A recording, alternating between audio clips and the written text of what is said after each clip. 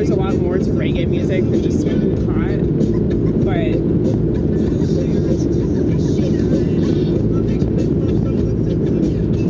most of the music that's been made about drugs is not very good. You know? I mean, if it's like really specific, it's probably not that good of a song, you know? Because it's like promoting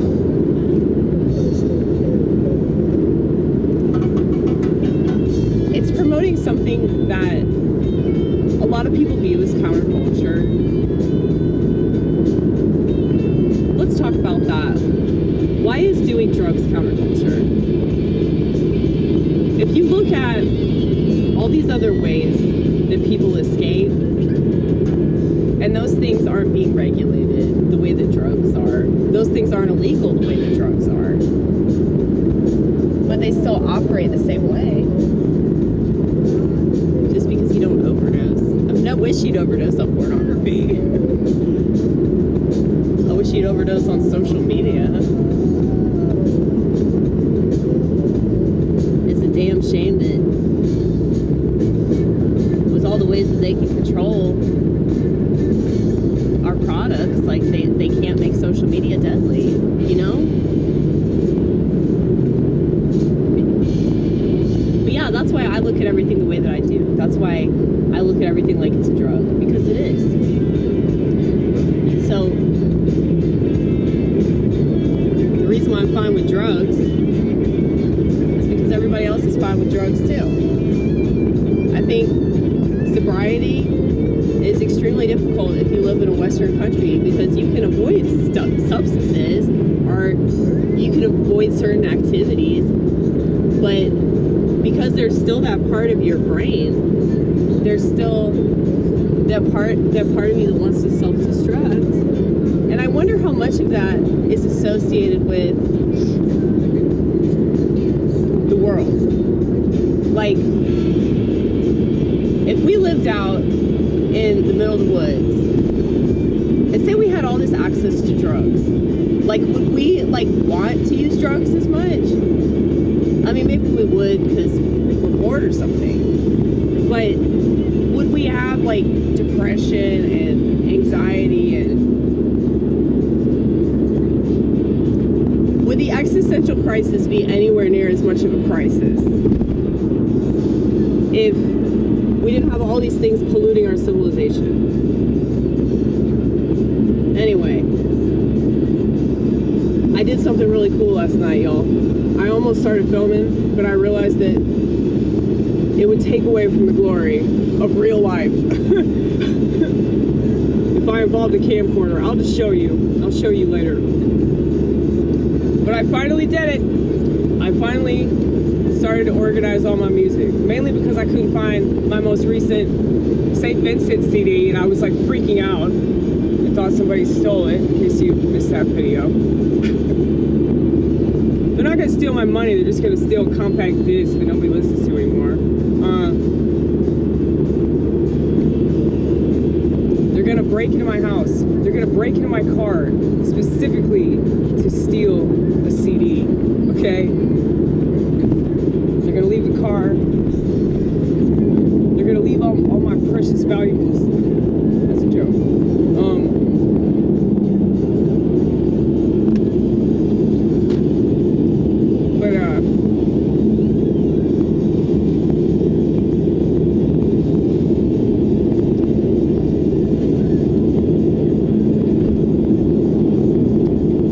Needless to say, I found the CD.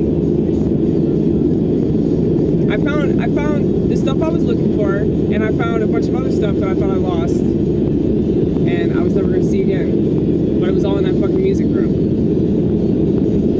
But basically, anytime I'm looking for a CD, I have the tendency.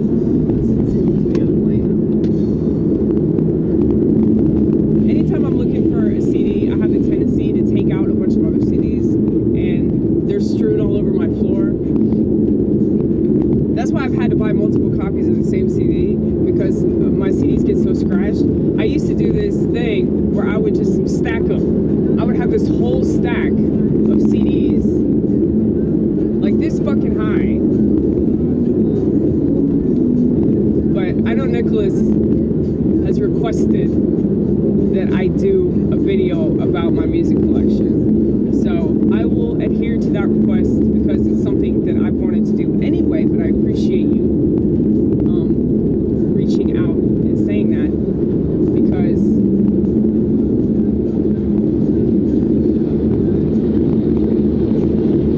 I think that if you saw my music collection, you'd understand why I collect Bibles. You'd understand why I read the Psalms so much. You'd understand why I'm Orthodox now, because I was very, very religious about music. I mean, I still am. I still am. I didn't stop giving a fuck about music all because I found Jesus.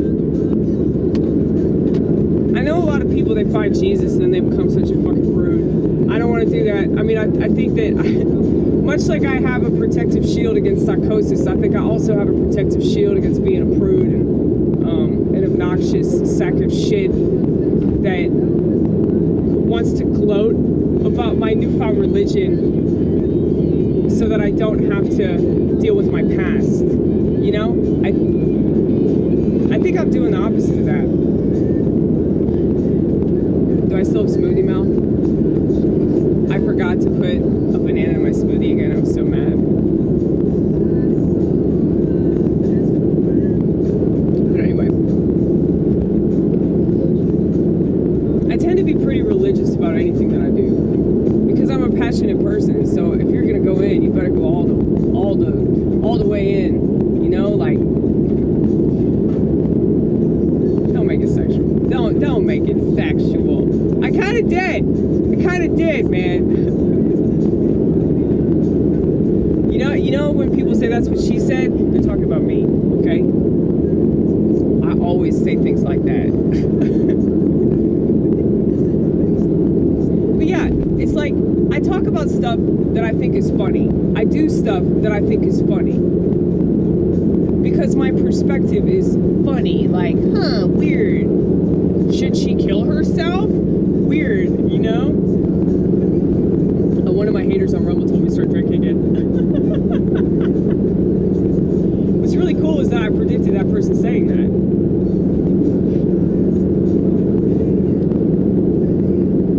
I do the same thing when I watch stand-up comedy sets that aren't very good. I predict the direction that the comedian is going to take the joke, and I'm always right. Because most people aren't going to take risks. It's like, of all the directions you can take a joke, most people will choose the safest route. Because not only do they not want to be canceled, they don't want to get called names. So basically, getting a called a name is a form of cancellation. But if you know that those people are full of shit and they're all nothing more than a bunch of internet junkies, it really doesn't fucking matter what they have to say. Especially about art that they'll never fucking make. But anyway, sometimes I do consider relapsing, by the way.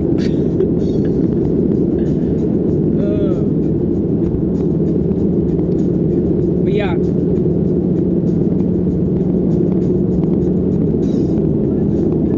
I woke up late because I was doing this for a while last night. I had to stop myself because I'm the type of person, like, I'll put something off for months and months and months, sometimes years even. And then when I do it, I just want to get it all done in one sweep. And I had to not be that way last night because I had to go to bed. But yeah, I'll show you. Music is life. If you can make stuff that helps another person stay alive a little bit longer, if you can make stuff that helps another person feel less alone because they feel like they could have made that, they relate to it so much, just to let you know, if you really understand what I do and you really relate to this, whatever the fuck this shit is, you are an artist, honey. You are an artist. So you just gotta tap into that. But for a while, you know, I listened to music and I really, really wish that I'd written it. You know, I did that with Fiona Apple. I did that with St. Vincent.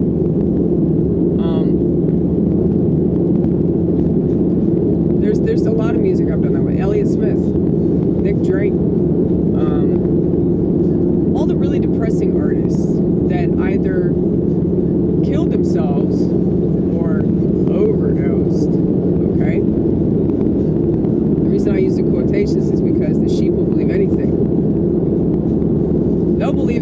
Cobain killed himself with a shotgun, high on heroin. They believe that.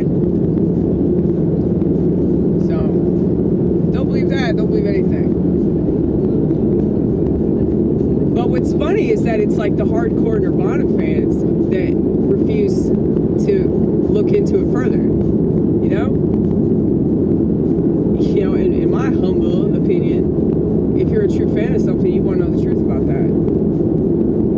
And so that's why I know a lot of the stuff that I know is because I'm a truth seeker. And so if I discover something about somebody that I really like, you know, I made this video a few years ago where I was saying that I didn't want to listen to St. Vincent anymore because she supported Planned Parenthood. But keep in mind that I had just become conservative, so I was kind of like falling into that trap. I wasn't in it for very long. I ended up listening to her like a month later. I said the same thing about the band LCD Sound System. If the band like does something that I think is terrible, I'm like, oh, I'm not listening to them good. I'm not supporting them. But then I remember like, oh wait, they're really amazing musicians, and they're also flawed human beings, and we don't have to see eye to eye on everything. You know, I can still appreciate the things that you do without agreeing with the things that you say. You know, and I think that is really, really difficult for people. You know, so with the gift of empathy, there's the gift of understanding, and with the gift of understanding is the gift to listen, and with the gift to listen is the gift to appreciate. And you can appreciate all kinds of things without having to go along all the way with a person's lifestyle. I mean, St. Vincent, like she's gay. I mean, part gay. She's something. I mean, she's been with women. So it's like, what am I going to stop listening to people all because they engage in some lifestyle that I don't agree with? Like, why do people have to go along with what I believe? You know, I'm assuming that most people don't. Most of my fans have a smartphone, you know? Like, I have a lot of people that reach out to me that, you know, they share my perspective. That doesn't mean that they share my lifestyle. I'm just the only one that's crazy enough to apply what I know, because that makes you crazy, apparently. So I have so much neuroplasticity that I have vicarious neuroplasticity, you know? That's why stories are inspiring. You get inspired by somebody else's story of courage or self-discipline, you know? And that makes you believe, hey, maybe I can do that. It's really, really important that those people exist. But of course you're going to have haters that shit on that because they'll never do that. You know, like people that go to the gym or people that exercise, they're like, you know what? I'm tired of being fat. It's like, yeah, they're probably going to get shit on by fat people, you know? Y'all should read this book. It's called The War of Art. I would highly recommend it. It's really good for people that have like ADHD because it's like a toilet read. You can read this book in like one sitting. It's really easy to read. The chapters are like, most of them are not even 2 pages long, okay? But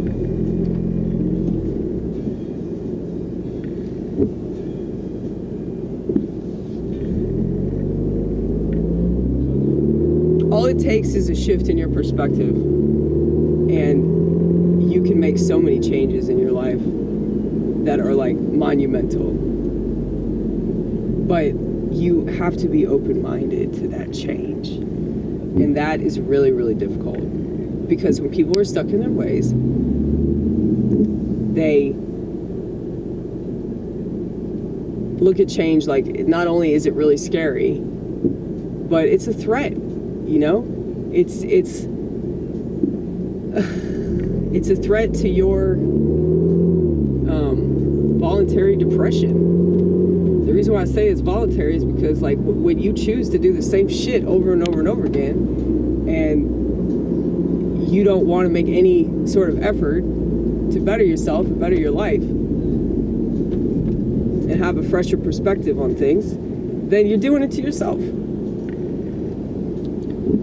So I think with mental illness, the reason why most people don't know anything about it, and because they don't know anything about it, they take really shitty advice, like just take these pills until you fucking die. Like that's fabulous advice.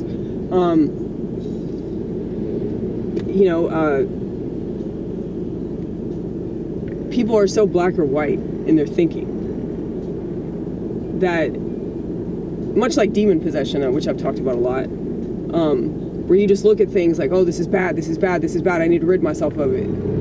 This is how they look at sex, this is how they look at drugs, this is how they look at things that they have a problem with. The reason why I stay away from alcohol and cigarettes is because I've proven enough times in enough ways that I cannot handle either of those things. Different points in my life, different settings, different ways that I do those things. It's like, okay, this isn't working. It's not working no matter how I do this. Okay, I think I've proven it to myself enough times. I can let this one go, you know? But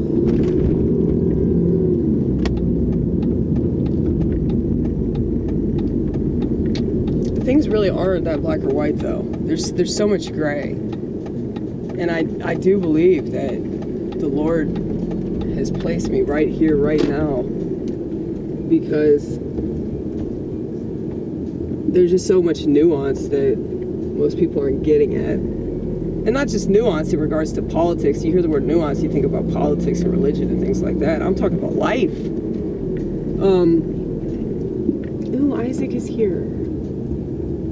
My voice changed because I was talking about a man that's actually masculine. He's pretty cool. He's like probably my favorite worker.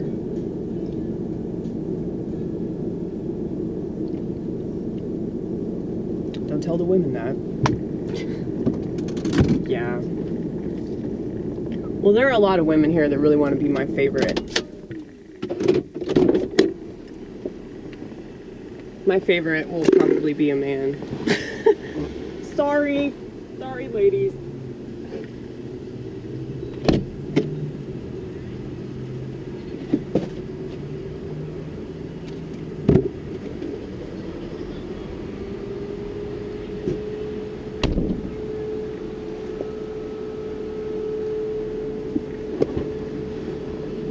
Yeah, you know, it's very possible to grow up.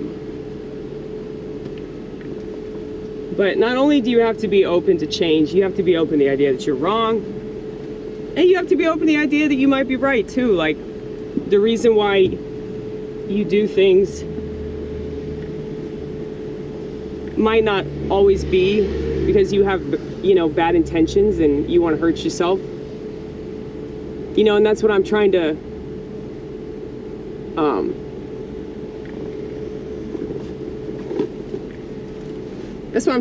understand in relation to my drug use. You know, the reason why I chose plants instead of psychiatric medication was because I actually learned something from that. You know, because I respected the plant and I knew that it came from God. A lot of the people that say that using plants is a form of witchcraft because it's sorcery, you got to look at the intentions of using something, you know, because if you use something the way it's supposed to be used and you have reverence for it and you know where it comes from and you appreciate the gift that it is, then you're probably going to have a much better experience. And if you don't, you'll have discernment and you'll understand why you had a bad experience. But, you know, I think about, like, Satanists, like, you know, plenty of Satanists smoke pot. You know, plenty of people that are into Santeria and all that shit. They use pot. They use opium. They use cocaine. So it's all intention. But if you're seeking something positive and you give reverence where reverence is due and you appreciate where appreciation is due, you really can't go wrong. Because even if you do go wrong, you'll realize that it's wrong and you'll turn to what's right. You know? Like, I knew from the moment that I started drinking, like, too much chapstick. I knew that I was probably going to kill myself with it. Like, I knew immediately that it was a bad thing for me. But I wanted to do it because I was self-destructive at the time.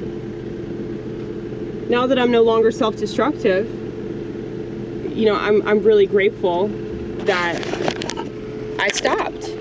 But at the same time, like, there's still always going to be that part of me that, like, kind of romanticizes that, you know?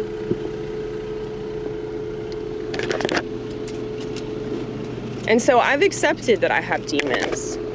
And when I just accept that, and I don't fight it, and I don't think that I'm just a horrible person and I'm going to burn in hell, and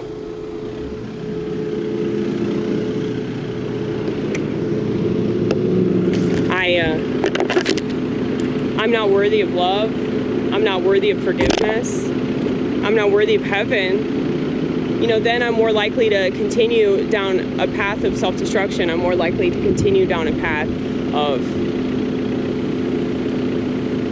self-denial. Where's my... You got one somewhere. You gotta go inside, honey. At least I call myself honey.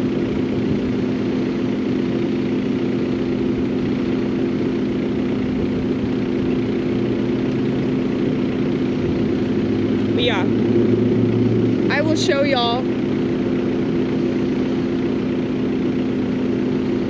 my work and success. Because yeah, it took me 6 months, man. 6 fucking months to clean up that music room. And what inspired me to do it was losing a CD. So it's like, that usually is what inspires me to clean. It's like I lose something, I'm freaking out. And then I think that there are all these thieves in my life. But really, it's me that's the thief. See, Amy Gross's past life. But, I gotta go to work, but I will talk to y'all later. Goodbye.